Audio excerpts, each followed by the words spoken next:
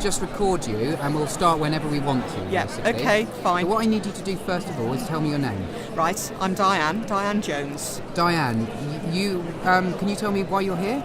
Yes, I'm a lay member for patient experience in Herefordshire, and our area team lead, Dee, decided that it would be a really good idea if lots of us, patient leaders, came today to be the voice of the patient here.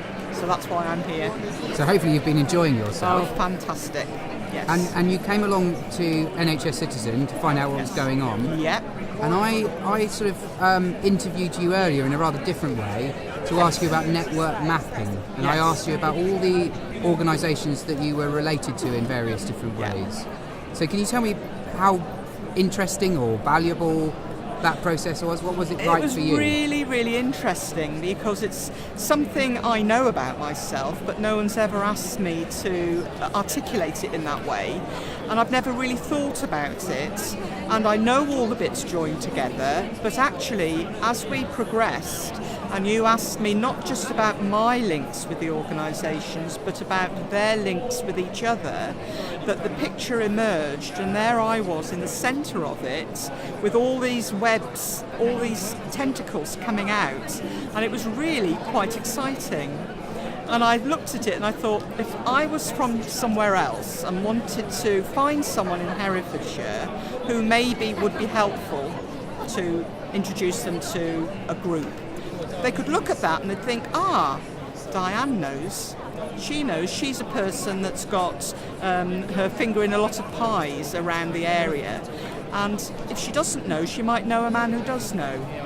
We also talked about that issue of single point of failure, didn't we? Because you had loads of connections. Yes.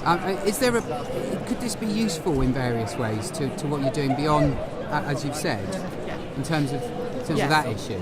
Yeah, I think so, and I think it's about ensuring that I don't just keep all that information to myself. I'm aware of it, and I'm aware of some of the key players in our area, but actually I need to ensure that I share that knowledge with others so that it's succession planning really, so that if someone else comes along that they will then know, because it's not just reliance on me. If I was ill or broke my leg or wasn't around or if I retired, well, who would they ask?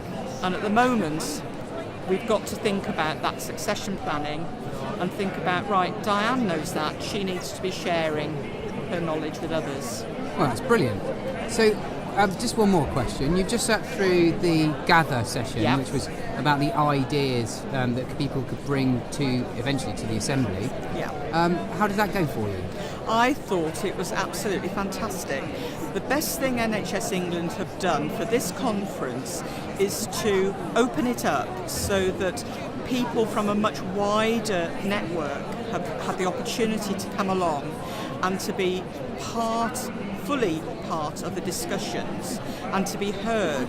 Because in the past, what's tended to have happened is they've had one ticket, or an organisation can only fund one person, so the chief executive of that organisation has come. But today, the people who attend different networks, users of services, citizens of this country, of England, who are accessing NHS services are able to have a voice today, and it is being heard, and I found it really inspiring.